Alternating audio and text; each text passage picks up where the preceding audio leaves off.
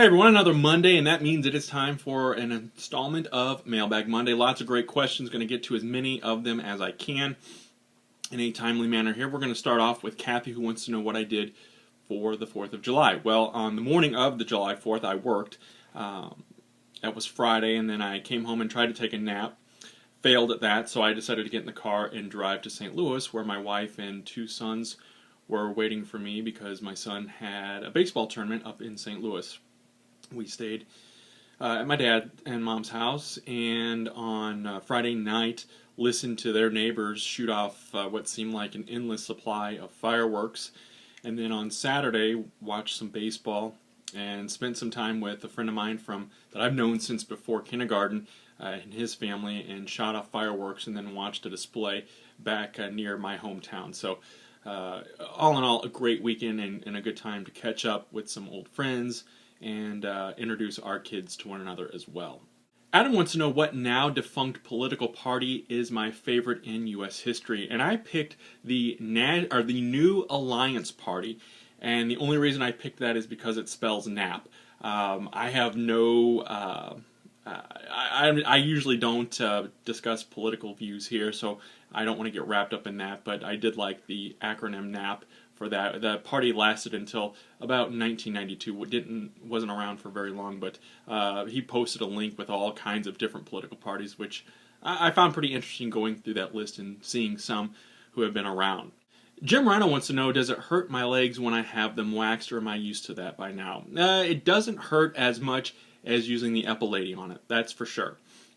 Tom wants to know, why do they call those little styrofoam pieces peanuts? Or peanuts. I say peanut wrong. I don't know why I do that.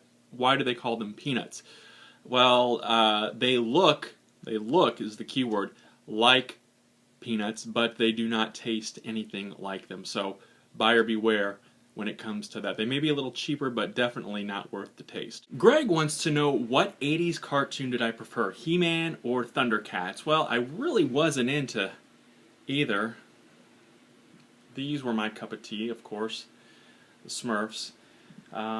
Although I did watch, if I had to pick between those two specifically, I watched more He-Man, Masters of the Universe. My brother and I had a lot of the figures that came out, but I don't recall really ever watching Thundercats. I couldn't tell you one character or storyline from that. And Ken asked the question, mopeds and dudes, do they go together? I say yes, because back in the day when I attended actually Southeast Missouri State University, Lisa, my wife, who was my girlfriend at the time, had a purple and black moped, and I would ride it around.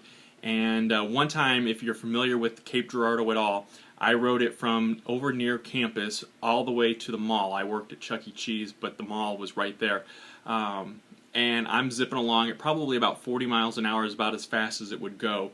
Cars were passing me. Obviously, they were irritated with me, but I didn't really care, and I probably shouldn't have had it out on the main road like that. But anyway, didn't have any trouble at all except for the people passing me.